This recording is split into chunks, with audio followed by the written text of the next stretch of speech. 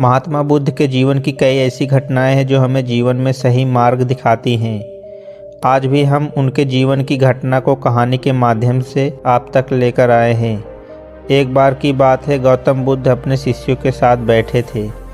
उसी समय राजा अजातशत्रु वहां पहुंचे और बुद्ध से कहने लगे, हे बुद्ध, जब से मैं आपका शिष्य बना हर कोई मेरा शोषण कर रहा है। आपका शिष्य बनने से पहले सभी लोग मुझसे डरते थे, क्योंकि उस वक्त मैं बहुत कठोर था और मैं किसी को मौत की सज़ा देने से पहले एक बार भी नहीं सोचा करता था। लेकिन आपका शिष्य बनने के बाद मेरा किसी को दंड देने का मन नहीं करता और ना ही मुझे गुस्सा आता है। मैं शांत हो गया हूँ और सभी को दया भावना से देखता हूँ। लेकिन कुछ लोग मेरे इस बदलाव का अनुचित लाभ उठा रहे हैं और इसने मेरे राज्य के लोगों को भी एक तरह से खतरे में डाल दिया है। कृपया आप मुझे बताइए कि मुझे अब क्या करना चाहिए। राजा अजातशत्रु की यह बात सुनकर गौतम बुद्ध उन्हें एक कहानी सुनाते हैं और कहानी कुछ इस प्रकार है। एक बार एक पेड़ के नीचे एक जहरीला सांप रहता था। पेड़ एक गांव के पास के कोने में था। वहां अक्सर सुबह शाम लोग बैठक लगाते थे और खूब बातें करते थे। लेकिन जब से उस पेड़ के पास सांप को देखा गया तब से लोगों ने वहां जाना बंद कर दिया। लेकिन कुछ लोग तो जानबूझकर वहां सांप को देखने जाया करते थे और उसे छेड़ा करते थे। अब उस सांप को जब खतरा महसूस हुआ तो उसने खुद के बचाव के लिए लोगों पर हमला शुरू कर दिया। वह सांप अब अपने क्षेत्र में लोगों का आना भी बर्दाश्त नहीं करता था, जिससे गांव के कई लोगों की जान जाने लगी। इस तरह पेड़ के आसपास जब भी कोई हलचल होती तो सांप वहां आ जाता और हमला कर देता। सांप की दहशत अब पूरे गांव में हो गई। अब लोगों ने बिल्कुल ही उस पेड़ के पास जाना बंद कर दिया। एक दिन एक साधु उस गांव से गुजर रहे थे, तभी उस साधु की नज़र विशाल से घने वृक्ष पर पड़ी, जिसके नीचे वो सांप रहा करता था।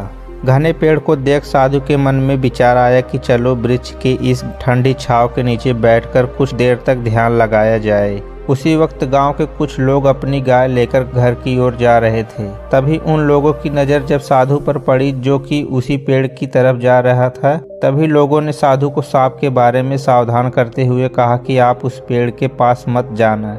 वहाँ एक जहरीला सांप रहता है जो जरा सी हलचल होने पर हमला कर देता है और अब तक कई लोगों को काट भी चुका है। लोगों की यह बातें सुनकर साधु मुस्कुराया और उस पेड़ की तरफ चल पड़े। जगह को थोड़ा साफ करके जैसे ही साधु ध्यान करने के लिए बैठे, तभी सांप हलचल सुनकर साधु के सामने आ पहुंचा और सांप आके वहां फुफकारने लगा।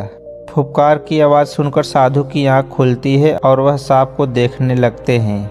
वह सांप की आंखों में देखते हुए एक मंत्र बोलते हैं और मुंह से फूंक मारते हैं। तभी चमत्कारी रूप से वो सांप साधु से बात करने लगा। अब दोनों एक दूसरे की भाषा को समझ सकते थे। सांप साधु से कहता है कि हे मनुष्य, क्या तुम मुझसे नहीं डरते? क्या तुम नहीं जानते यह मेरा क्षेत्र है और यहाँ आने की किसी की हिम्मत नहीं?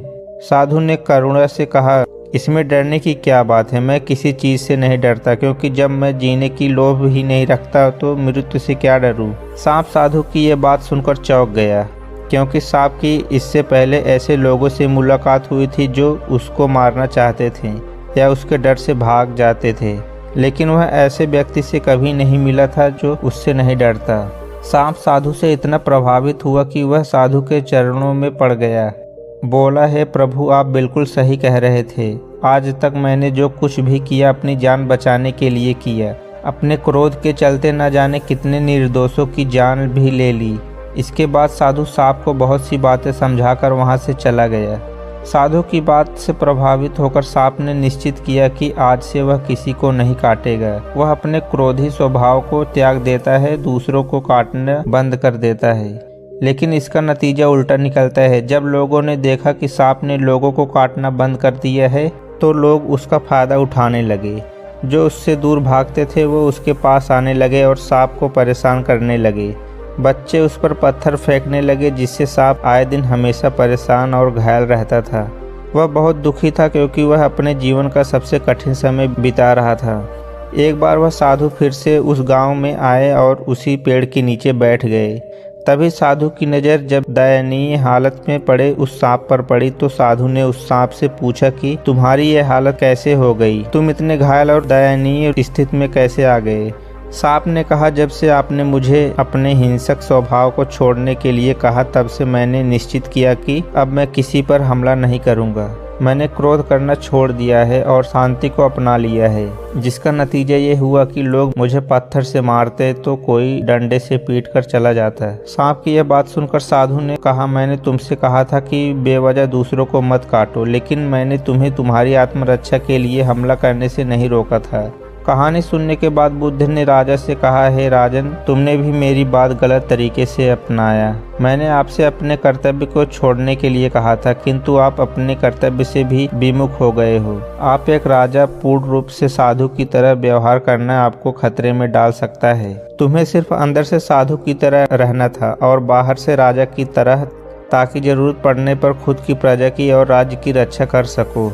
दोस्तों, बिल्कुल ऐसे ही जंगल में होता है। जो सबसे सीधा पेड़ होता है उसको सबसे पहले काटा जाता है, और यही कानून दुनिया के लोगों पर भी लागू होता है। अच्छे भले लोगों का खूब फायदा उठाया जाता है। अच्छे लोगों को जिंदगी में अनेकों दुखों का सामना करना पड़ता है, इसलिए कभी भी किसी को अपना फायदा मत उठाने दो। लोगों को उनकी मर्यादा में रहने के लिए खुद को परिस्थिति के अनुसार बदलना सीख जाइए।